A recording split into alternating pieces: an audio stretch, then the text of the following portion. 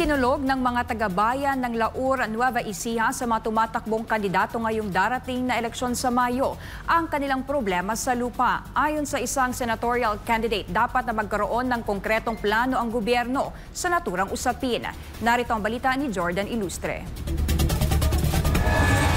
Alinsunod sa kanyang plataporma na tugunan ang isyong panlipunan at iparating sa mga mahihirap ang tamang paraan para makaahon sa hirap ng buhay, nakipagpulong si dating NTF-ELCAC Director Allen Capuyan sa ilang mamamayan ng Laur, Nueva Ecija. Sa pangunguna ni June Domingo, tumatakbong mayor sa bayan ng Laur, bilang isang independent candidate, sinagot ni Capuyan ang katanungan ng mga tiga-Laur.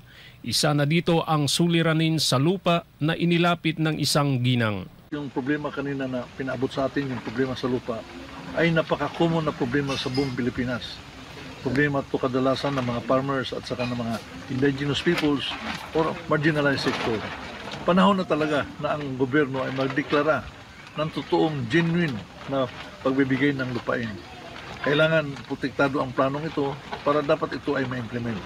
So para sa akin, ito ay aking isusulong sa panahon na ako ay maging senador, at kung hindi man, kahit sa aking private capacity, hahanapan ko ito ng paraan para magkaroon ng chance na isang tamang batas ay maipaabot natin sa Senado.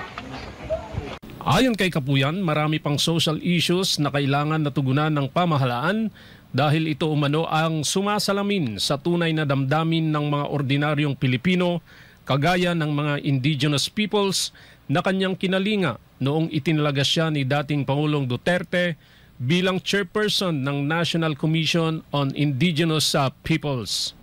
Samantala, may mensahe naman si Capuyan sa mga nangyayari ngayon sa bansa, lalo na at mainit ang issue sa politika na humantong pa sa iligal na pag-aresto at pagsuko ng gobyerno kay dating Pangulong Duterte sa ICC. The same message sa buong Pilipinas na dapat ang mamayang Pilipino ay tumayo na, isabusis nila ang kanilang karapatan. The sovereign will and the sovereign power belongs to the Filipino people. Kaya may sinasabi na it is the Filipino people who is the maker of our history. So nararapat lang sa mga panahon ito, sa panahon ng problema, ay lalo magkapit-bisig at magkaisa ang mamayang Pilipino para panghawakan ang katotohanan. Dahil ang katotohanan ay hindi nagsisinungaling.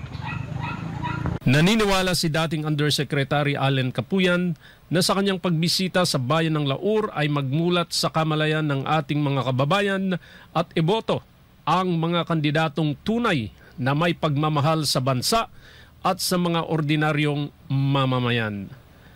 Para sa Diyos at Pilipinas nating mahal, Jordan Ilustre, SM9 News, Central Luzon.